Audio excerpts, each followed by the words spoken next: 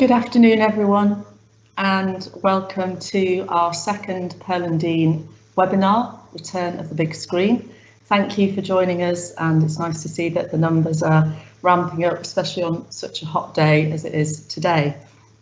So I'm Clare Turner, Sales Director of Pearl and Dean, and I've got with me this afternoon for the next hour four fantastic industry experts who will share their views, their opinions, the latest insights and their knowledge about what to expect when cinemas open their doors on the 4th of July.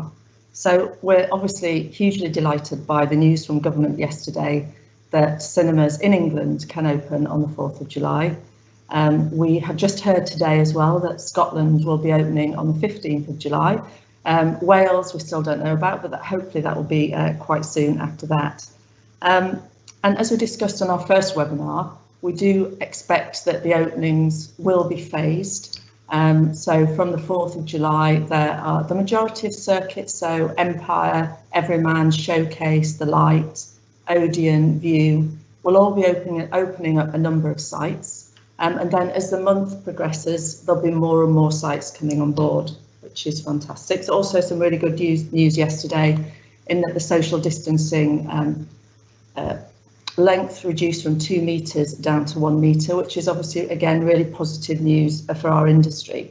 And we will hear more from our first speaker, if we go to the agenda, about the safety measures and protocols which will be put in place to make cinemas a safe place when they open on the 4th of July. Can't say the 4th of July too much.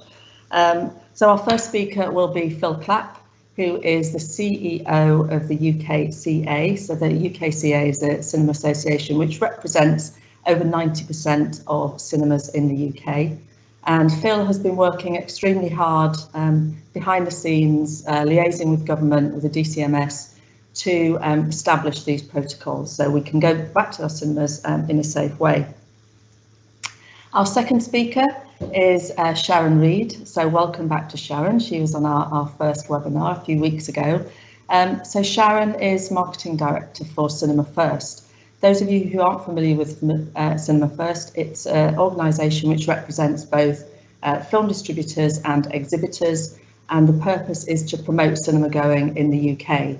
So Sharon will be talking about the latest FDA tracker research on customer sentiment, and also about the consumer-facing Back to Cinema campaign.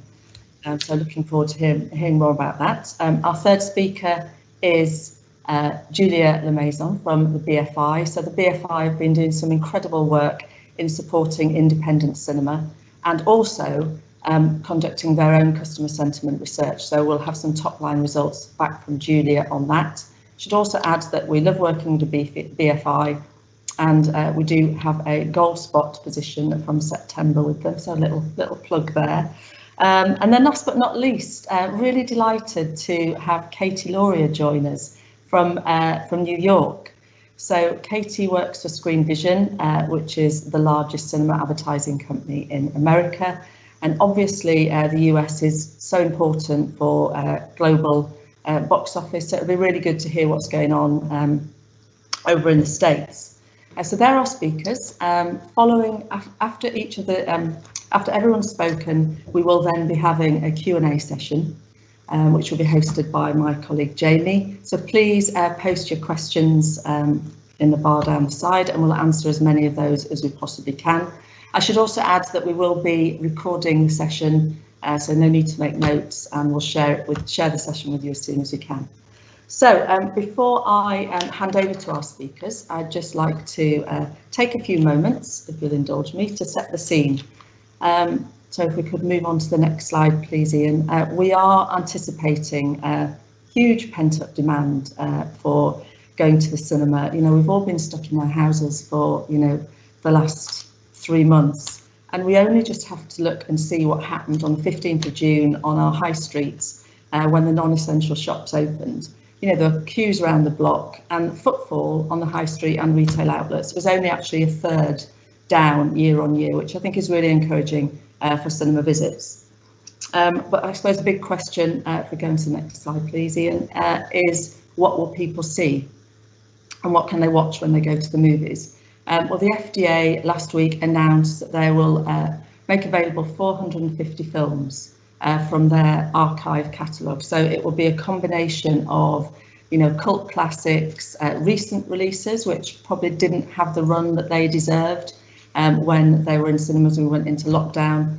And we'll also have Disney made an announcement that they've got a 4K release of Empire Strikes Back. So for all Star Wars fans out there, so there'll be a real mix of old cult classics, and some of them are there up on the slide for you to see. But of course, we want to also see new content. We've all been watching the small screen for the last few weeks. Content is drying up a little bit, so everyone's starved of looking at some really good quality content. So we have that in spades. So we've got a really, really strong H2 slate. A lot of the movies moved from Q2 into H2 and into 2021. It was only really Trolls, which was the high profile film, which went straight to PVOD. But having said that, Trolls will be appearing on the big screen. And in fact, one of our cinemas in Guernsey, which opened up a few weeks ago, Trolls accounted for 50% of its box office. So there is demand to see that movie too. But all eyes really are on Disney's Mulan, which is coming out on the 24th of July. So it's a live action version. It's got really broad appeal. And so we'll expect, quite a few different demographics wanting to go see that movie. Sharon will talk more later on about the demand from different audience segments, or the interest, should I say. And then following Mulan, we've got Christopher Nolan's Tenet, and he's actually re-releasing Inception, just to whet everyone's appetite for his next film. And then we've got Wonder Woman, Bond, No Time to Die, Quiet Place 2, Soul, so lots and lots of great content. There are less films than usual on the slate at the moment, but we'll just have to see how demand goes, and hopefully we'll see more movies dropping back into the year.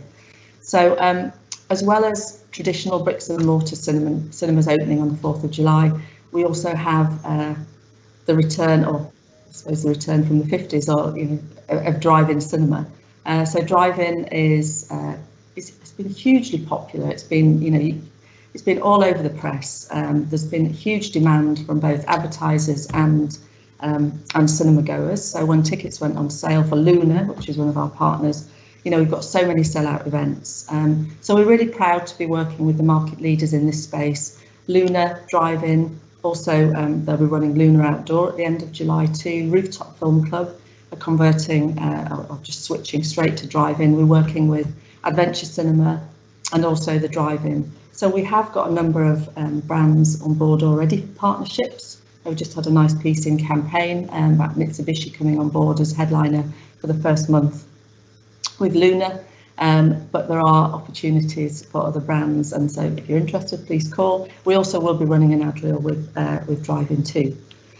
So that's it from me, and it gives me great pleasure to hand straight over to Phil Clapp from the UKCA, who'll talk about the safeguarding protocols.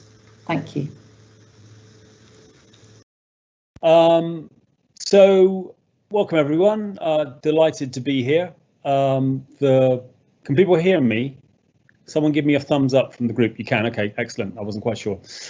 So as Claire said, I head up the UK Cinema Association, which is the trade body representing well over 95% of UK cinema operators. That includes all the major circuits and then also a long tail of smaller operators. We began thinking around the safeguards under which cinemas would reopen almost the moment cinemas closed in the middle of March, and we assembled a group of operations directors and their equivalents from around 12.5 of our larger operators. And that was a recognition, I think, that these issues weren't ones which were just likely to affect the big guys. They were going to affect everyone, and we needed to come up with solutions which were appropriate for venues of different sizes, different business models, different technological abilities, etc. So we fairly quickly alighted on a suite of measures which were primarily around safeguarding audiences. As we engaged with government, it became clear that there needed to be an equal emphasis on cinema staff. And to be honest, we'd always taken that as read. And as good employers, we'd assume that cinemas would do that. But when the guidelines are published, which we hope will be in the next 24 hours, you will see a definite, kind of balance between measures relating to audiences and measures relating to staff.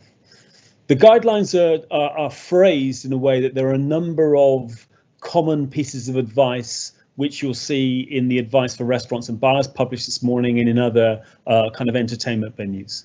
But there are also some specific items around cinemas and the way cinemas operate, which clearly the expertise that we drew on from the operations directors and then further consultation with our wider membership have helped to refine and hopefully have arrived at a place where we can offer customers as much clarity and certainty as possible, while recognizing that different companies may seek to deliver these things in slightly different ways. Many of the measures in the guidelines, as you'd imagine, focus on social distancing, and we welcomed the announcement yesterday that in England, and I should emphasise all of what I'm about to say applies to England only at the moment, that the social distancing measure was being reduced from 2 meters down to what's being termed 1 meter plus, so 1 meter plus mitigations, and I'll talk about those in a moment.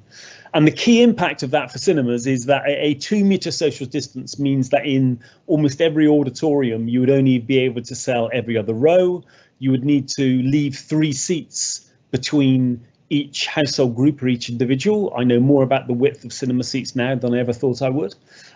Moving to 1 meter means that cinemas are able to utilize every row. It means that you will still need to leave 2 seats between each group, and clearly the social distance is a 360-degree measure, so there won't be groups sat immediately behind each other as it were in rows, but it does unlock a good deal of potential capacity. To give you an idea, we estimated that a 2 meter measure would have meant that capacity within auditoriums was limited to something below 25%.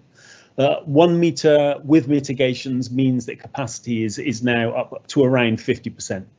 And what that means is a much larger number of cinemas should be able to open when allowed to do so. We're conscious that even under a 1 meter plus distance, many sites won't be able to open when they're allowed to do so, simply because they're either not able to deliver social distancing given the layout and the size of their venues, or doing so, particularly in auditoriums, even at 50% capacity, would mean that it wasn't economically viable to open, or they may have considerations around the available film slate, or they may have considerations around their audience. If their audience is one which is seen to be particularly susceptible to COVID-19, then it may be felt that it's better to wait. But certainly that change in the social distancing measure was very welcome. In terms of the social distancing measures themselves, many of them are ones that people will be familiar now from supermarkets and retailers has unlocked. So there'll be distance markers on the floor, there'll be the introduction of queuing into particularly constricted areas, there'll be the introduction of one-way systems in appropriate areas of the cinema, and there will be staff on hand to support and facilitate that social distancing and to offer advice. The key challenge specific to cinemas is, as I mentioned, around the auditorium. And quite aside from managing social distancing when people are seated, and the advent of allocated seating in most sites is hugely beneficial in this way. And indeed, most cinemas have sufficiently sophisticated ticketing systems that this can be managed automatically. What you will also see in many auditoriums is that what were priorly and will be again fire exits will be used as exits from auditoriums. So you'll no longer come into an auditorium and go out of the auditorium through the same door. The idea being that you want to manage flows and you want to stop people walking past each other in close proximity. All cinemas will have enhanced cleaning regimes. There'll be a major deep clean before cinemas reopen, but both the depth and frequency of cleaning of particularly high traffic areas of the cinema will be greatly enhanced. One of the consequences of that is it's inevitable, we think, that there'll be fewer screenings in any given screen per day. There will be more time between screenings to allow cleaning, and there'll be more time between screenings to allow people to safely exit and enter the screen without necessarily coming into contact with others. Equally, at the larger multiplexes, we fully expect that when they do open, they won't open all screens. Again, the idea being trying to remove the opportunities for customers to come into close contact to each other as they leave different screens. In terms of some of the more kind of commercial aspects of the cinema, there'll be an encouragement, as you'd imagine, to online booking and an encouragement to the use of e-tickets, but there won't be a requirement, partly because some of our members aren't able to access that technology currently, and partly because it'd be seen to be a further incursion on the commercial viability of the operation. And equally, in terms of payment for food and drink, and I'll mention food and drink in a moment, there will again be an encouragement towards contactless payment, be that contactless payment through card or contactless payment through phone payment, for example. The situation as it now stands with cinemas opening in England from the 4th of July onwards is that they will be able to sell food and drink as they would have before lockdown. The one exception to that, for reasons you can imagine, it doesn't bear too much thinking about, is open pick and mix. You would imagine that public health experts look at open pick and mix and shudder at the moment, so that won't be available. But certainly in terms of the common snacks and even some of those cinemas that offer slightly kind of higher end food offerings, that will be fully available. But at points where people buy concessions, and indeed where points where people buy tickets, there will be perspex screens, very much as people are familiar with within supermarkets and shops. There won't be significant use of what has become almost a term of art now, PPE, so personal protective equipment. The advice from Public Health England on this has been consistent throughout, is basically if a role or activity didn't require PPE before lockdown, ordinarily it wouldn't require PPE post lockdown, as long as people observe the expected standards around hand washing, social distancing, etc. We're conscious that some of our members are considering encouraging members of the audience, members of guests to wear face coverings, but I don't think you will see, unless we're mandated to do so, any major move towards a requirement towards guests to wear face coverings. Of course, as with staff, if guests want to wear face coverings, they should be supported and encouraged to do so, but there'll be no requirement as such. The only other thing I was going to mention in terms of the steps to be taken are around training. It's a statement of fact that 4 weeks ago we estimated that around 95% plus of the cinema workforce was on furlough, and that's because the vast majority of people who work in cinemas have customer-facing roles. So there is absolutely a desire and a wish to ensure that every member of staff working in the cinema, even if they ordinarily come into contact with customers or not, has an understanding of the coronavirus, pathways to infection, standards of hygiene, etc. And that again speaks to the desire to have a change in culture, but also a recognition that we're about protecting staff from infection as much as we are about protecting customers from infection. Now, as I say, we've been in something of a holding pattern over Whitehall for the last few days. We're hoping to be able to publish the guidelines in the next 24 hours. We're confident and reassured that the governments in Scotland, Wales and Northern Ireland will take our guidelines as the basis for the approach they take, although it's possible that we may see some differences. So at the moment, for example, only England has reduced the social distancing measure, and we may end up in a place for a period of time where Scotland and Wales and Northern Ireland, or some combination of those, have a different social distancing measure. But I think we can work with sufficient flexibility about whatever the additional requirements are, being confident that we have the foundation for an approach which safeguards and reassures audiences and staff. Sharon will undoubtedly talk about it when she speaks about the FDA survey, but one of the reassuring aspects of what the survey has found in terms of cinema goers, and by that I probably mean people who be termed regular cinema goers twice or more per year, is that a significant and a significant majority of them say they will come back to cinemas in the weeks post reopening. But both they and the broader audience wants to be reassured about safeguarding. And part of the frustration and the delay we've experienced just in the last 24 hours in particular is that we need to go out and start talking to customers about the safeguards that will be in place in order that they become confident, in order that they understand what cinemas will be doing, but equally understand what is expected of them. There needs to be an element of personal responsibility in what's being put in place. But as I say, we're very confident that we're able to offer an experience which is both safe, but also, and this is sometimes forgotten in some of this language, enjoyable. You know, cinema is supposed to be a relaxing leisure experience. We've made every effort not to over medicalize it, but I think customers will be impressed by the depth of thinking and the extent of work which has gone into these safeguards. And that's me. Thank you, Phil. That's great to hear about the increased audience capacity, and looking forward to seeing those guidelines in the next 24 hours, which leads nicely on to Sharon, who will talk to us about this Back to Cinema campaign and also the FDA tracker that Phil just alluded to. So I'll hand you over to Sharon. Hi Claire, thanks Phil. So Ian, thank you. First slide please. We're going to do it like this way. Okay. I think we're whizzing too quickly. Maybe we can go back. Oh, okay, next one, sorry. Okay. So, hi, I work for Cinema First, and as I'm sure I've told many of you before, I have been working with a cross-functional team from across exhibition and distribution to really consider how we might approach shaping a campaign around Back to Cinema. And Phil's quite right, actually.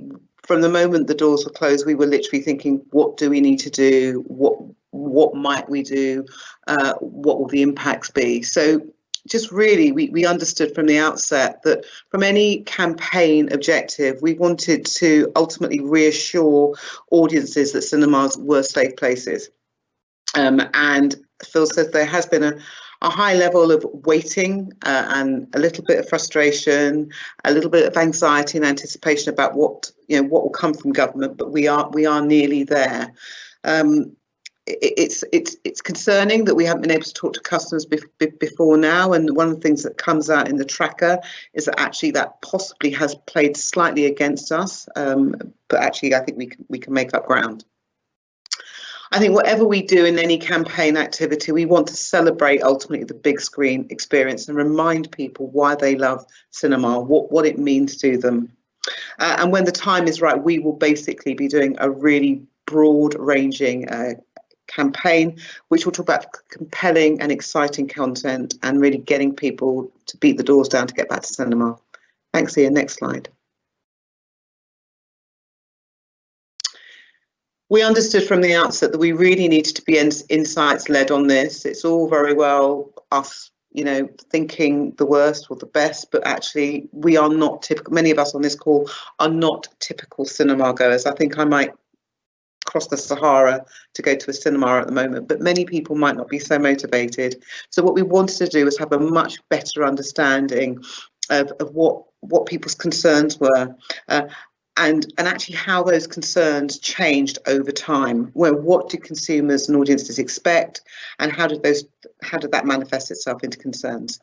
We also wanted to see if we could see any clear audiences that indicated they wanted to come back to cinema sooner rather than later. And again, what reassurance might those specific audiences need? Thank you, Ian. So the FDA recommissioned a quarterly tracker and actually recommissioned it very, very quickly into a fortnightly tracker through our partner Metrics Lab. And the methodology was really a sample size of 1,250 people across the UK and Ireland, and weighted to reflect key audiences across the UK and Irish markets. And I think that's a fairly good indication there that we would cover most people. As Phil said, this was about talking to people that already are quite firm cinema goers, going at least twice a year. Thank you. Next slide.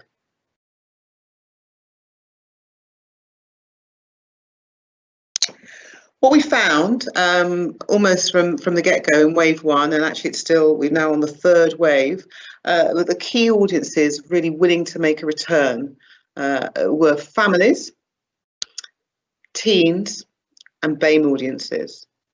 Now, just in terms of families, we have seen that actually that sentiment has dropped very slightly since from wave 1 to our current day. So wave 3 happened 2 weeks ago. And I think that's probably just indicative of the kind of the buzz around what's happening. People have a greater awareness of what the impacts of this disease are. People have a greater awareness of actually the long-term effects of this disease, that we're not literally going to walk out of our front doors tomorrow and it will have disappeared. And actually, all of our lives will be changed, and we have to have changed behaviours. Okay, next slide, please. So what did we find? There is definitely some great news, some great updates here. Cinema remains the third most missed out-of-home activity, and I think not unnaturally it comes behind meeting up with friends and family and eating out. 59% of our respondents say that cinema cannot be replicated at home. So yes, you've got great content at home, but actually that immersive experience, that luxury experience of cinema going is almost unique. And 53% of our respondents still feel that cinema is good value for money. And I think as we go through towards opening, it's going to be interesting to see how that particular point changes, not least as people come out of furlough, whether people actually go back into their roles or if they're made redundant, and so on and so forth. So that's definitely something we are keeping a very close watch on. Thank you, Ian. So socialising, cinema is a very social experience. In fact, people love going to the cinema with their friends, but that supersized screen and the feeling of being a luxury experience are key drivers to returning. 67%, I think really very high numbers, say they will return to cinema post-lockdown. I must say, as a caveat, there are some caveats around that. People do need some visibility or understanding of what safeguarding measures are in place. I'll talk about that a little bit later. 46% plan to return to cinemas at pre-lockdown levels. Okay, next slide. Okay, I think I've said that. And 32% say they will spend more money on cinema post-lockdown. Again, that's something we need to have a watching brief on. Economics do change and are changing as people return back to work and come out of furlough. Okay, thank you. However, safety is a major concern. So 50% of respondents said they hadn't heard anything from cinemas during lockdown. And I think we actually didn't have a clear view, for all the reasons that Phil has said previously, we didn't have a clear view of actually what the widest ramifications would be. We have, though, as a sector, taken a very higher ground on this. We want to deliver optimum standards in terms of cleaning, staff training, and guest hygiene and messaging and everything around the new cinema experience. But we definitely need to articulate what measures are in place. And in fact, one of the pieces of work that we've been working on is actually prior to cinema opening, what else do we need to do? So clearly there will be messaging coming out now. Cinemas are opening and this is what you might expect. And we're also producing an in-cinema safety tutorial to really give people an idea of what to expect when they return to the cinema. So it's actually about really socialising that idea with them, making them feel familiar, safe and reassured that we have taken significant efforts to cover the widest parameters here. The research, the tracker did say that people do want to see physical manifestations, so they'd feel reassured if people were wearing facial coverings.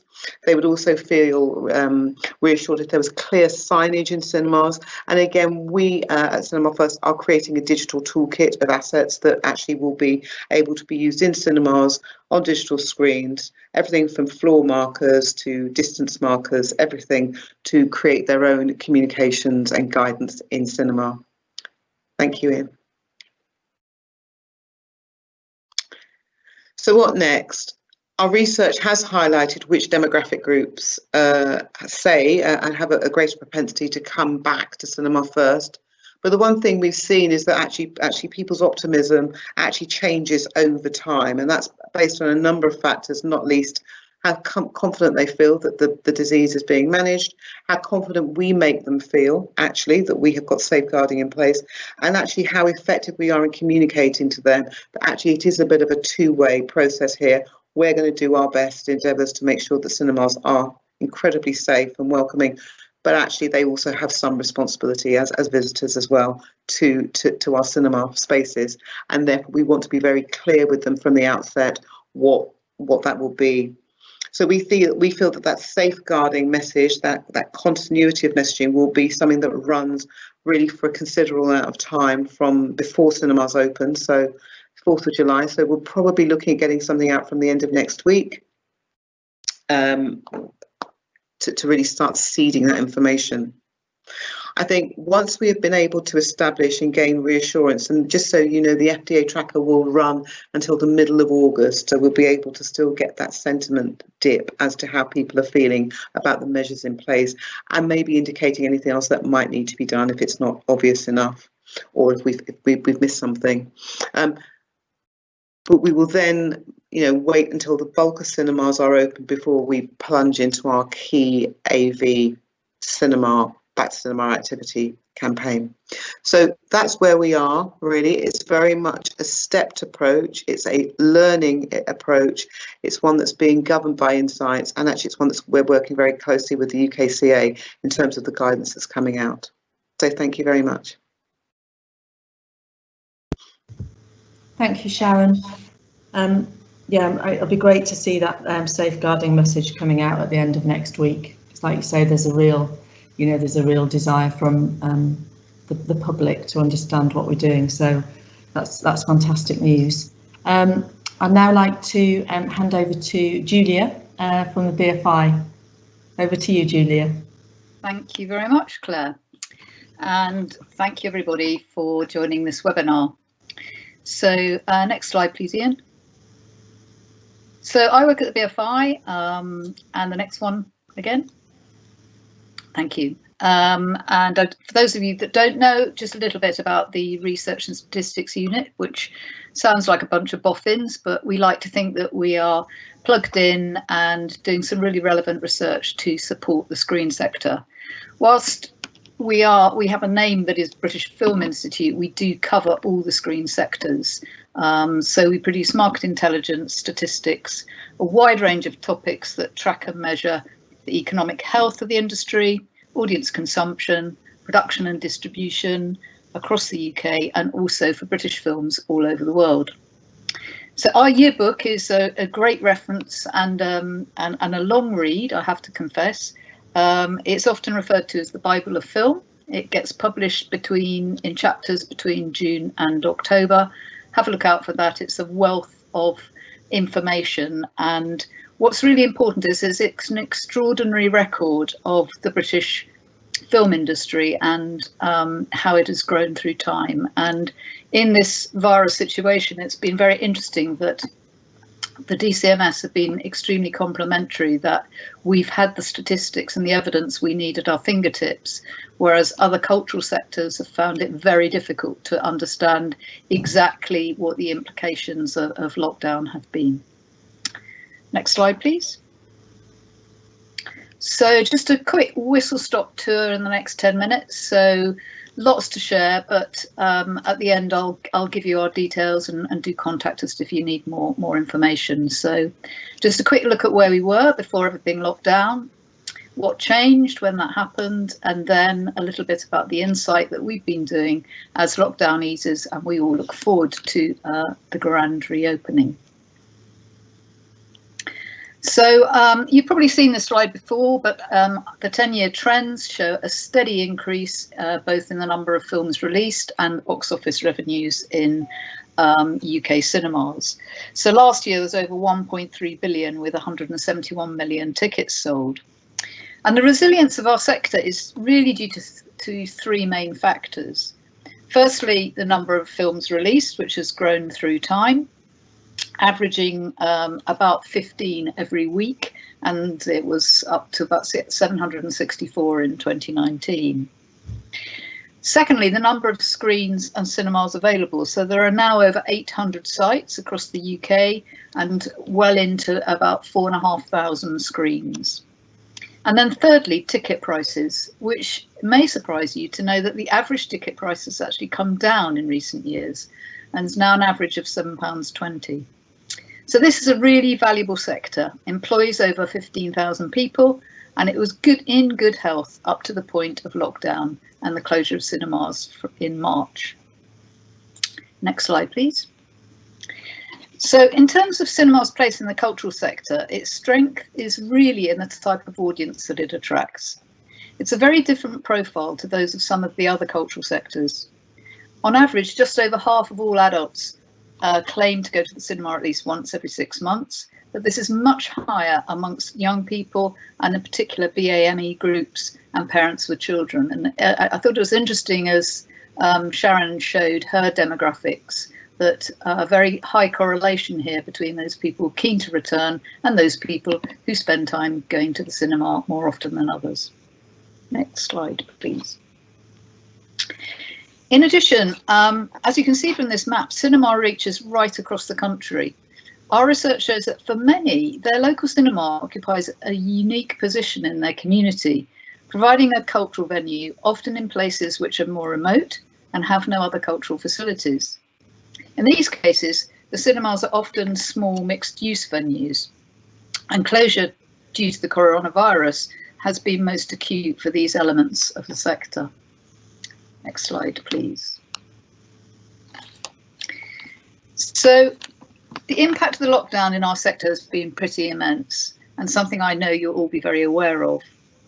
With all cinemas closed by government, the job retention scheme has, we understand, gone a long way to safeguarding jobs. Nevertheless, we know of several indie cinemas that are under threat of permanent closure, and the BFI's Audience Resilience Fund has recently given away £1.1 million to 131 different venues and projects in order to help them to survive. In addition to the exhibition sector, we also track a lot of production, and this ultimately, of course, provides the raw materials, and they too have been shut down. So with only 39 million of the 1 billion projected spend in Q1 completed before March the 23rd, this means delays will inevitably happen to a range of films due for release later this year and into next year. Not only are there some big titles in there, such as Fantastic Beasts 3 and Jurassic World, but I'm particularly gutted that the 6th series of Line of Duty will not be on in the autumn, and neither will the 24th series of Silent Witness. Added to the issues of shutdown are ongoing restrictions around transmission of the virus, with travel restrictions meaning that things like cast and crew cannot be flown in, and despite pressure on government, they stand fast on the 14-day quarantine rule. Next slide, please. So the total impact of lockdown has been immense, and you'll see here that from our statistics that we collate, the lost revenues amount to about 5.8 million every day, and that comes from 3 different sources: 3.5 million from ticket sales, 1.5 million from concessionary sales, food and drink, and 0.8 million from advertising revenues. So there's a very significant loss to the sector day on day. In order to help mitigate these effects, the BFI has mobilised the screen sector in conversations with government, and there have been, we've had something called the Screen Sector Task Force, which sounds a little bit like people running around in combat gear, which I suppose at certain times it felt a little bit like that. But we've had a lot of working groups set up to help with these 4 elements of what we need to do in order to get the industry back on its feet. So firstly, we spent quite a lot of time reviewing where we were, what the potential revenues lost were, what the projections and scenarios were, and also looking at evidence from what was happening in other countries. But then the rescue schemes started to come in, and the government support schemes, job retention, the implications of social distancing, and a thought there to what do we do about reopening. We're now perhaps in the recovery phase, where we have got dates for reopening. We're considering what health and safety protocols need to be in place. Insurance has been a big issue for the film production pipeline, and Little Bird told me this week that the Great British Bake Off was all ready to start filming again, but they couldn't insure Prue Leith. So either Prue Leith will have to step back, or they will have to get some rather massive insurance policy to cover her. So the film production pipeline is going to be an issue later on. But at the moment, there are lots of films that have been paused and postponed and are waiting to be shown in cinemas when they reopen. The fourth element is renewal. So as you've probably read in the press, the government have got a UK cultural industries renewal scheme that will include things like theatres as well as cinemas. And that will look at the ways in which lockdown has affected broader trends in cultural consumption. And from that, the government's very keen also to work to a more sustainable future and ensure that community and audience engagement is something that cinemas can play a part in, for example, revitalising high streets. Next slide, please. So we don't usually use our statistics to predict the future, but with the benefit of our trend data, we're able to look at the year-on-year impact of lockdown and how yesterday's good news might pan out. Here are predictions, and they're given a number of scenarios. So we've got a prediction of 50% average seating capacity, a summer with a limited return by audiences at the beginning, but with a slate of films that will gradually encourage audiences back, particularly in the autumn months. So a stronger autumn for both audience confidence and the strength of our films. Our predictions here don't take into account a second spike. And for those of you that look at these things in detail, we're just above the predictions made by Omdia, but a little below those of Gower Street. Next slide, please. As Claire mentioned, we launched our own sentiment study. We're still just in field, actually, so results are due very soon, and that will be published on our website, and I'm sure we'll probably be running a webinar as well. Just a few quick top lines from that that echo very much what Sharon has told you from the FDA survey. So people are very keen to return to cinemas, particularly if it's endorsed by the government or health officials. But most importantly is word of mouth. So really important, those people coming back in the first few weeks have a good experience, and they can then pass that on to others and give people confidence that the cinema is a safe place to go. There is a small core group for whom they claim at the moment that nothing would persuade them to return. And we know that there will be some who feel more vulnerable about coming into a cinema environment. The key concern for those that will return is feeling safe, but that is coupled with an excitement at seeing films on the big screen again. And the second most important factor we've found is this feeling that normal life is once more returning.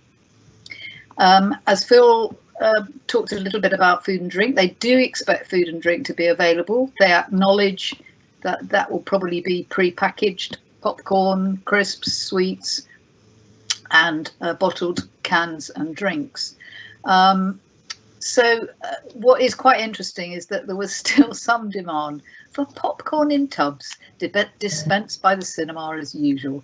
I don't know how practical that is, but it's certainly something that comes hand in hand with that wonderful cinema experience for audiences.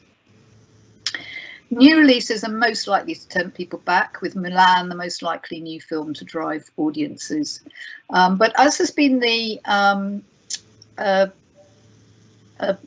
situation in the Netherlands, if anyone's looked at that recently, is as they've done quite well with their reopening of cinemas, and as was mentioned earlier, they have had Christopher Nolan's film, they've had the Harry Potter's films have done quite well for them, and they've had a real mixture of kind of classics, well-loved titles, as well as the new releases to give people something to come back for.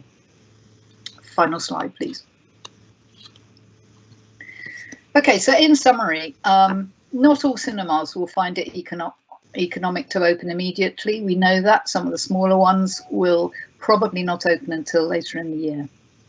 There will need to be clear messaging about social distancing and policing to ensure that audiences feel safe.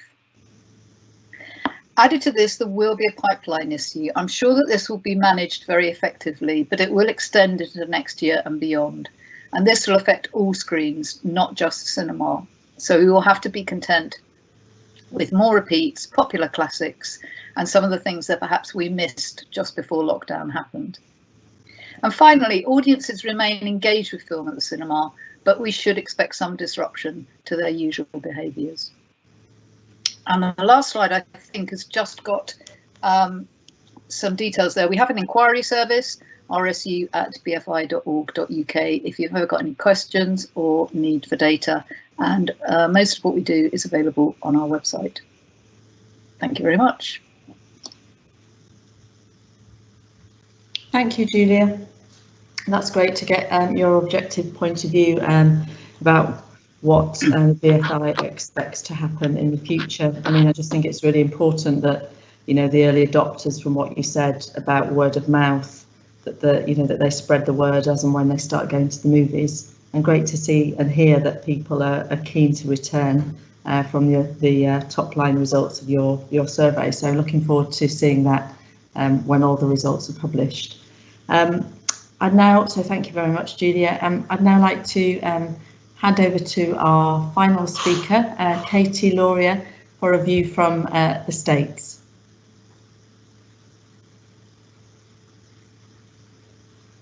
Hi, thank you, Claire. I appreciate the introduction and good afternoon to you all. Can you hear me okay? Terrific. Well, first of all, thank you very much for inviting me. It's really a pleasure to get to speak with you all. You have to look hard to find silver linings in a pandemic, but to be able to be in my home office and talk to you all in the UK this afternoon is certainly one of them. So I appreciate that very much. And it also really encouraged that a lot of what Phil and Sharon and Julia have just shared is also very directly relevant for us in the US. So I'll just talk a little bit today about how we come at it with our advertisers in mind, and I'll be relatively brief so we can get to the Q&A. Screenvision is, like Pearl and Dean, a cinema media company in the US. We represent about 15,000 screens, and we're enjoying a really good year until this unfortunate situation hit us. So like many of you, we've been retrenching and preparing for what this will look like on the other side. But as I said, I think a lot of what you all are experiencing there is exactly what we're experiencing here. Ian, thank you for that first slide. I think this is the slide that's been around the world and back now, so I won't spend too much time on it. But we do love this bit of research from Kantar, which suggests that after we all get our hair done, and I have now had my hair done, so I'm ready for the next step, we're going to get back to the cinema. So we're going to get out there and have a meal. And I think around the world that's been a pretty prevalent sentiment. So where we come at it, and you can go to the next slide, and there's sort of three equally important things as we help our advertisers think about what does this all mean for them as we make our way through this hiatus period. So those things are, unsurprisingly, the theaters themselves. That's sort of the first pillar. And what does reopening look like? So lots of communication and conversation, of course, first with our exhibitor partners to know how this affects them and what their plans for reopening are, and then communicating that back, of course, to the marketplace. But we're really encouraged. As we sit here today, just in our own network, we're close to almost 4,000 screens being open in the US now. Mostly library content playing on those screens, but people are indeed beginning to be able to make their way back to cinema, which is encouraging. And there's a very specific goal for our entire network to be open when the slate that you see on the slide opens. So specifically for Mulan on 7/24, and certainly for Tenet on 7/31, we expect to be fully open, albeit with new protocols in place. As has been discussed earlier. So But that said, we also have movies opening here a little bit before that. So Russell Crowe will open his film Unhinged on July 10th. And then the Broken Hearts Gallery will open on 7/17. So that's 2 brand new films. Also on the 17th, Christopher Nolan, who is of course the director of Tenet and Inception, will re-release Inception, Oscar-winning film, for its 10th anniversary with some surprises, some sneak peeks built into it, so to help further tease Tenet. So there's quite a lot of buzz building around both of those events on our calendar. So the first piece, as I said, is the theaters themselves getting to reopen. When will they reopen, and what will it look like, and what protocols will be in place, and what is the impact of reduced capacity. So that's the first piece of it. The second piece, as you see here, is of course the movie slate itself. And if you want to go to the next slide, we're really excited, not just about July, but the pace of the movies for the back half of the year is pretty substantial. So we feel very strongly that we're ending up with a better back half slate than we might have had pre-COVID. So we're really excited to be able to talk to our advertising partners about big blockbuster films. The first of which, of course, will be Disney's Mulan, but A Quiet Place coming on Labor Day, which is not typically a great movie weekend for us. But that'll change this year, certainly. Lots of excitement around Wonder Woman, Halloween, Black Widow. As you all know and love in the UK, the next James Bond movie coming, No Time to Die, Top Gun. So there's just a really robust and incredible slate that we're very excited to talk about. So theaters are opening, the slate is set, and then that last piece of it, of course, is the moviegoers themselves. And so we're spending a lot of time helping our advertisers understand what will it look like for them to come back, and what will the speed at which they come back look like, because those admissions are, of course, what are most important for our advertisers. So as has already been mentioned this morning, there's a lot of pent-up demand. We know that folks are excited to get back to their cinemas. They want to support their local theaters. They want to see this content on the big screen. We also know that historically cinema is recession-proof. This is not, this is not an expense that you're unwilling to take as an individual or a family in an economic downturn. So we feel really strongly about those two things, that the demand as well as being recession-proof, being important pieces of what will be a successful re-entry to cinema.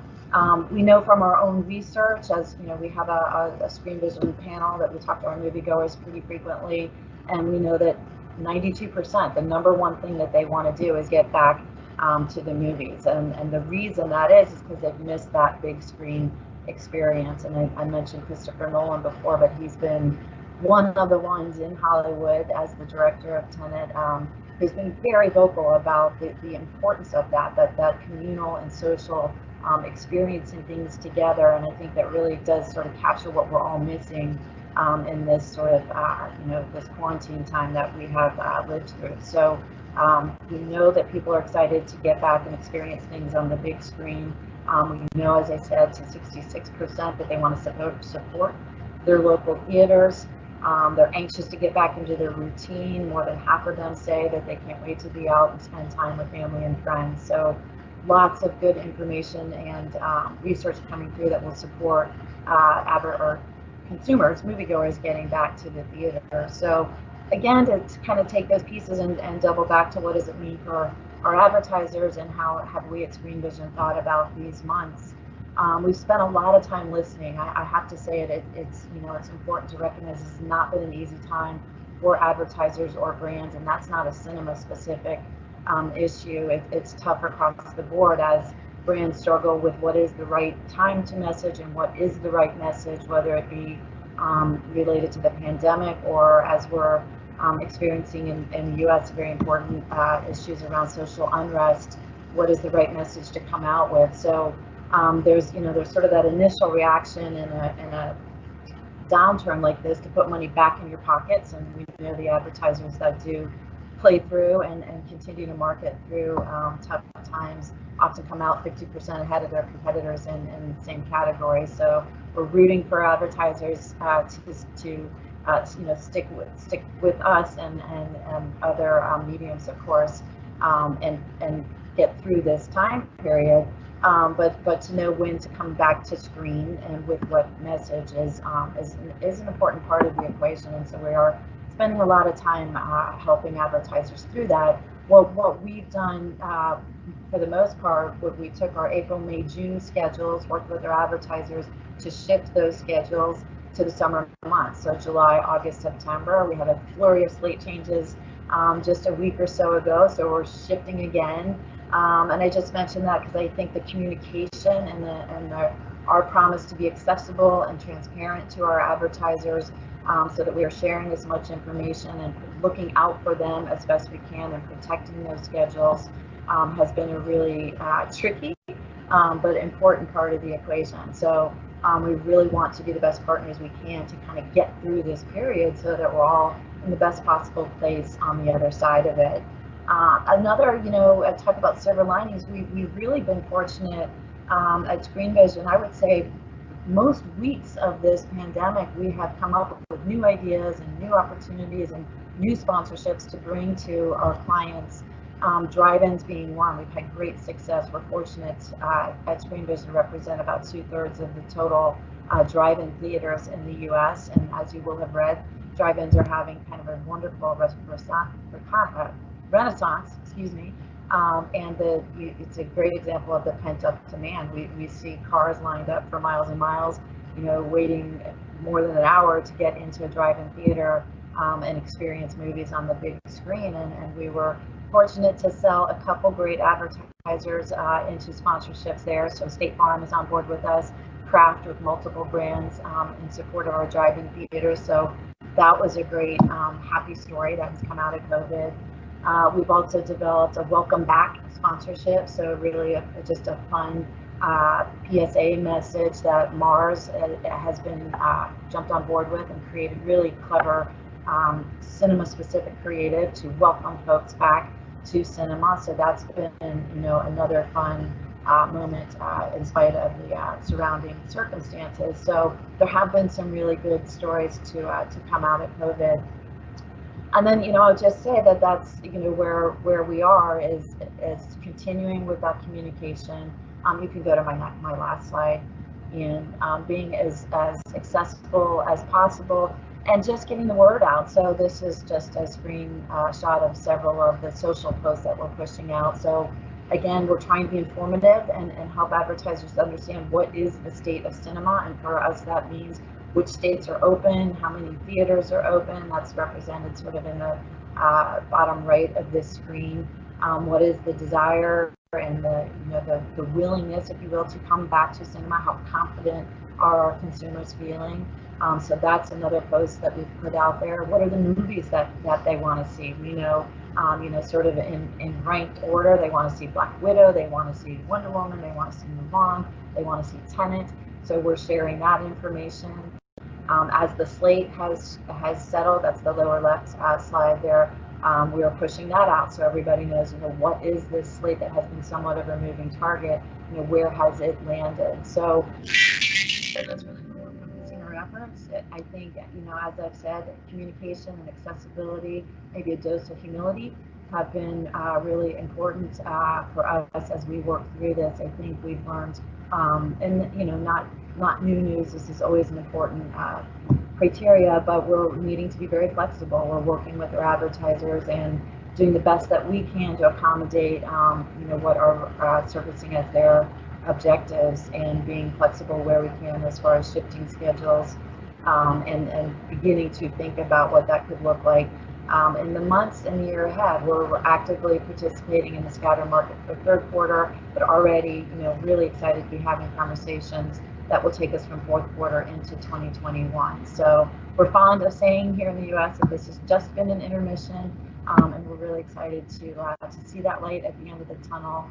We'll be watching closely. We're very fortunate to, as an industry, to have a global trade organization, SAWA, which shares a lot of information back. So we're grateful to see things opening up around the world. We'll be rooting for you on the 4th of July in England. And I thank you very much for the time today. Thank you so much, Thanks so much, Katy. It's great to hear your what's been going on in the States, and I guess I would echo, the fact that it is, an affordable treat, and cinema going is pretty recession proof, and the fact that we've got no gigs, sport, gyms or festivals to attend in the UK, then there's not a lot of choice. So hopefully everyone will be heading to the cinema in droves. Now I am mindful of time. It's 3:30. So there are, Jamie, are there a couple of questions we can squeeze in? I know Phil's had to go. Are you on mute? There we go. There was a handful of questions, but I think our speakers pretty much covered everything off. So the two questions that were published that Phil has answered, but he's asked me to mention them on screen while he's had to shoot off. But we were asked if there will be a central hub for cinema goers to access the measures taken by cinemas, or is it a site by site? He basically, in essence, yes, there will be. They're setting this up, and it will include information on safeguards, but advises guests to check exact position with the individual sites and circuits and film titles, etc., of what measures are being put in place by each individual circuit and cinema group. The other point that was made, the other question that was asked that he's replied to, will there be additional measures that need to take place, ideally cleaning, showing limited capacity in auditoriums, will have an impact on ticket pricing? His answer is as follows. As a trade body, we cannot comment on pricing, but would say that we recognise that one of the biggest impacts on the COVID-19 outbreak has been the economic one. At a time when we are trying to encourage people back to the big screen, increasing ticket prices may not be seen as the obvious strategy. So I think that answers the questions. We've just had a new one come through, but we'll probably have to take that and answer it later online, and we'll publish these on our social media channels. I can add a little bit there if you like. That Yep. I know the BFI, we've been talking to see if the government will help with costs of PPE or any other kind of incentives that might help with ticket prices for customers. We haven't actually had any formal feedback on that yet, but I know that it's something that has been asked of government. Yeah, I should also add too that Showcase have announced that all tickets are £5 when they open their doors on the 4th of July. So they've made some concessions to encourage people to come back, which is good news. So I think we'll say goodbye for now. I'll just say a final thank you to all our speakers, Katy, Julia, Sharon, Phil. Thank you so much for putting together the presentations and taking out time out of your busy days to help us on our webinar. Really do appreciate your support, and I think there's some really positive sentiment which is being conveyed over the last hour, and I think lots to look forward to when we come out of hibernation on the 4th of July with safeguarding messaging and just really encouraging people back onto the big screen. And for all our agents and advertisers who are listening, we'd just like to say thank you for your support, and we obviously look forward to talking to you about H2 and briefs now that cinemas are open. So thank you very much, everyone.